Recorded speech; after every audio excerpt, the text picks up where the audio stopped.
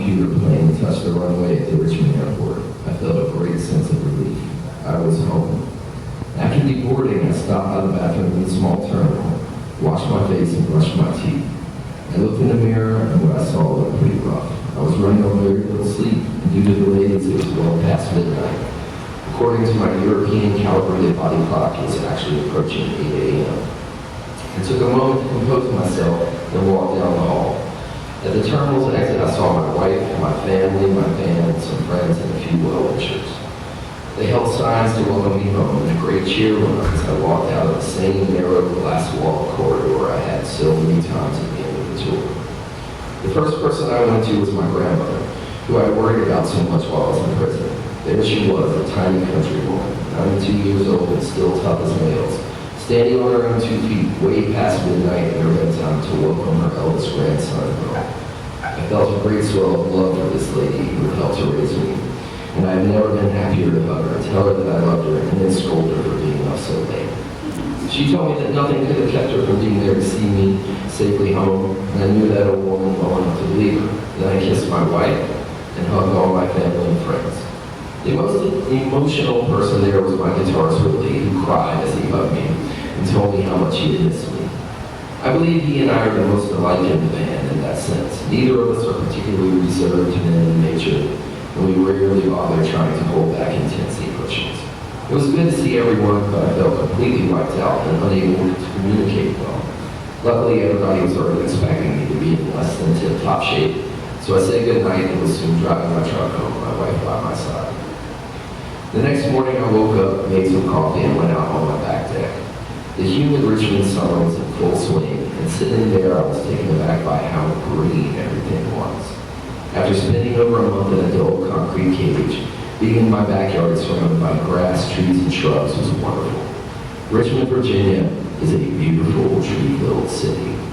No matter where you wander within its limits, a gorgeous reminder of the raw power of nature is a short walk or car ride away as the mighty James River winds through the very heart of the city, like rushing fluid proof of the earth's incomparable strength. You can hike in the woods, ride mountain bike trails, experience world-class kayaking and smallmouth bass fishing, even hunt deer, all within eye shot of the city's skyline. I think of Richmond as more of a big town rather than a small city, and it has a welcoming aspect to it that gets lost in larger metropolises. And many people who come for a visit from larger cities have wound up as permanent residents because everyone was so friendly.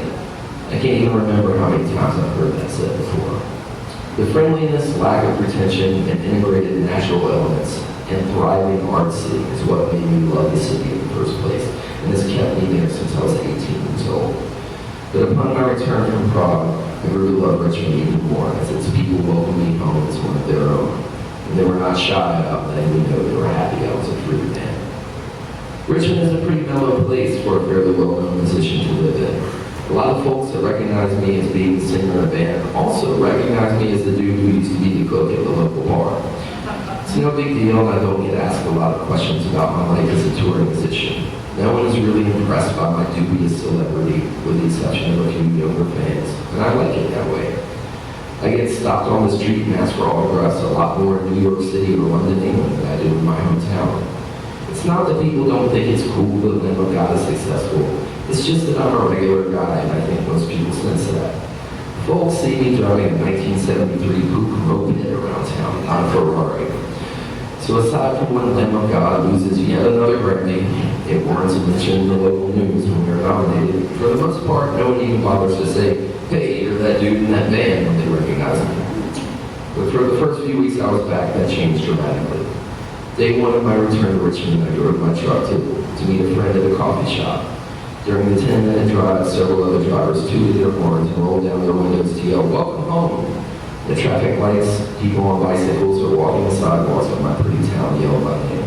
Randy, you're back. Yes, welcome home. I did not know these people. They were black and white and colors in between. They were young, middle-aged, and old. They were not metal fans, they were Richmonders. These beautiful people of my beloved River City, most of whom had never listened to a single Lamb of God song, wanted me to know that their hearts had been with me while I was away, and now their hearts were full of happiness to see me back in a free man. It was incredibly touching, and I had to wipe my eyes before I got out of my truck coffee shop. This is not a one-day affair. I felt this public outpouring of support everywhere I went for a few weeks. People I had never met would let me pay for my coffee or even my meals at restaurants on a few occasions.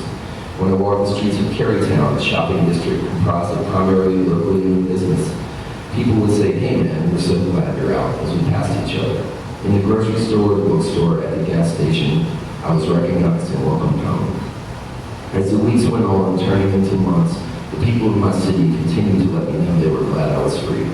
To this day, not a week goes by without someone, whether it be a stranger or an old acquaintance I haven't seen in years, in my city saying, "Hey man, I just wanted you to know I was thinking about you while you were locked up, and I'm glad you were out."